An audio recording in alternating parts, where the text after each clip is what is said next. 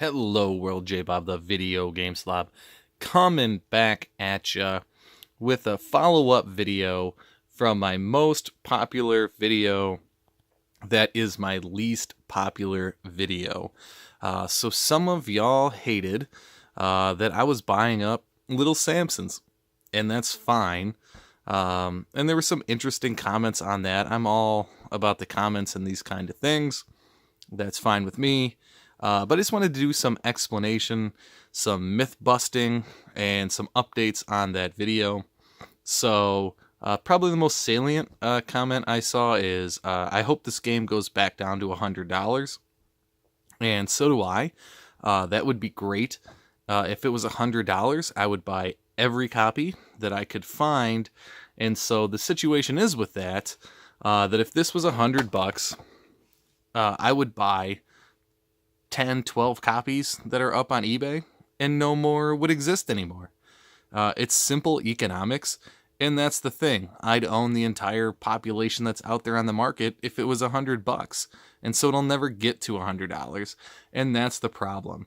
Mickey Mantle baseball cards, rookie cards, don't go to $100. They're at $50,000 for a reason, and even more if it's a top grade, because you just can't buy them because the market depth's too high. There's investors that would swoop in and pick them all up, and I'm not the only one. Believe me, just because I love this game and I think it's a great game, I'm not the only person that feels that way.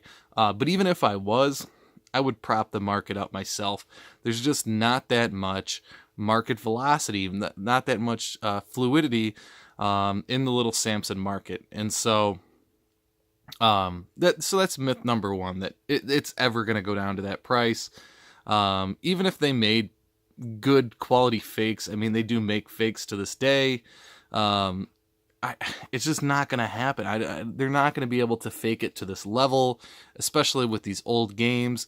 Now, the disc-based games, I know there's people that are probably more expert at it than I am, but I know Square Enix, for example, is still producing disc-based games, but when Capcom comes out and re-releases NES games like the Mega Man series, they're not the same. They're very easy to spot.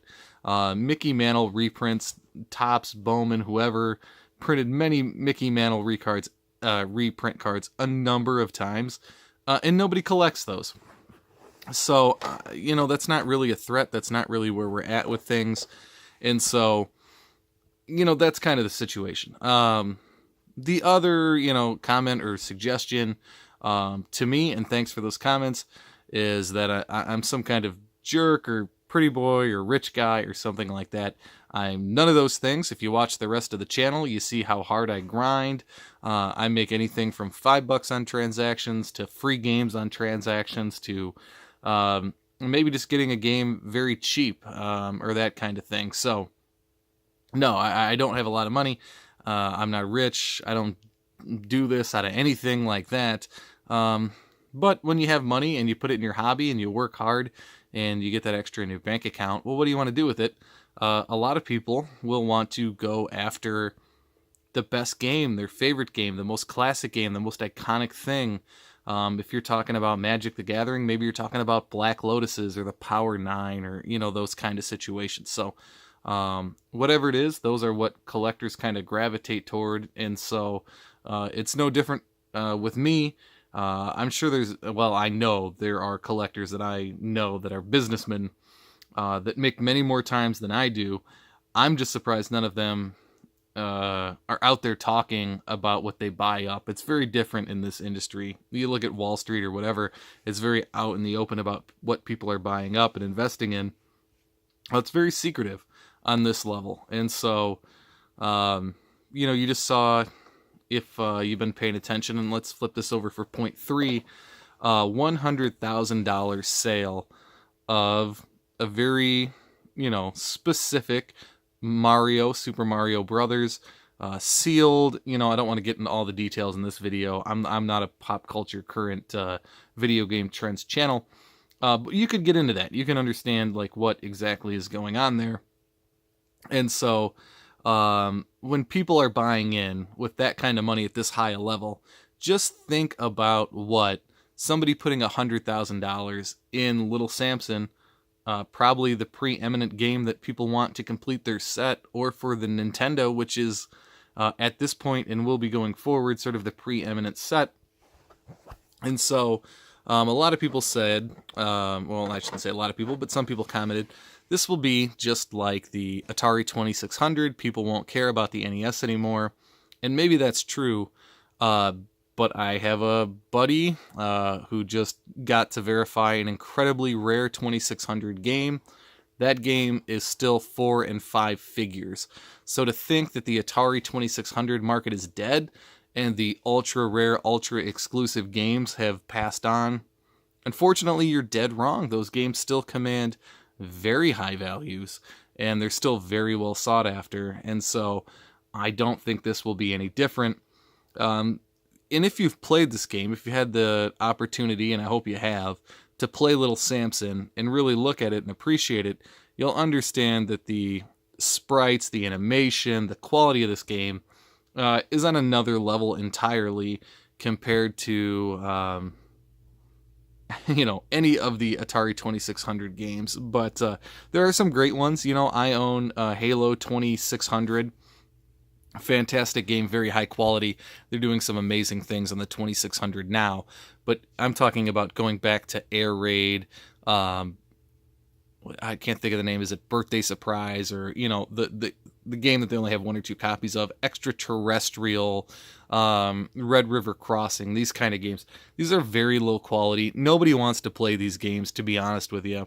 They're very collectible because 1 or 2 or 10 exist, and so.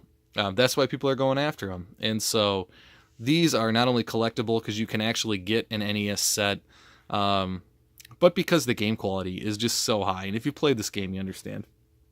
And so here's where I come in as well. The other difference is here is I put my 5th copy in that I've recently picked up.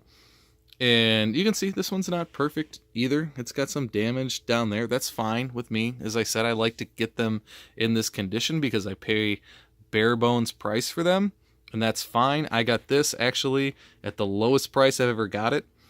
But the point is, eBay is doing some things recently that make these so much lower or more affordable than the market cost.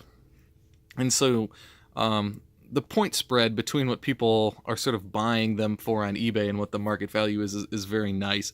It's incredibly attractive. So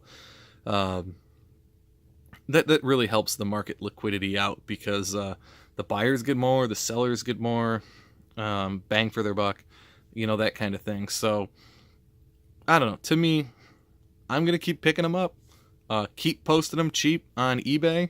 That's awesome. I hope the guy, as I've said in a video that I don't know if it made it to air or not, because, I don't know if you guys know this, but I chopped some of these videos up.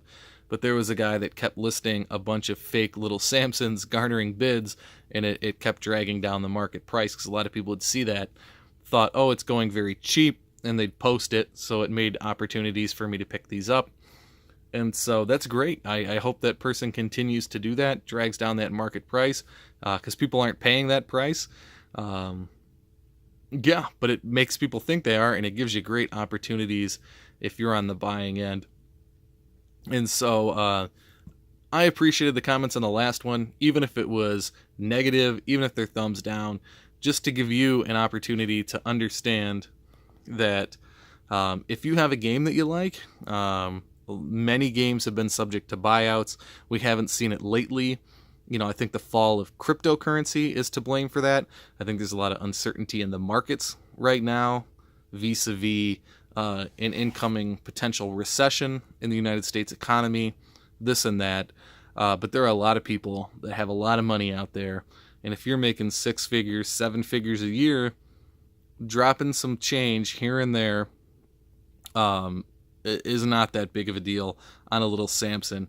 Especially, for those of you that think it will be $100, $200, $300. There are people that could snap up, $100 at that price and not even blink about it. And so, a recession would be great for collectors and people like me. I'm sure people would love to super collect it and get there with it, but I don't see it happening anytime soon. So YouTube, feel free. Hit me up in the comments. Let me know what you think.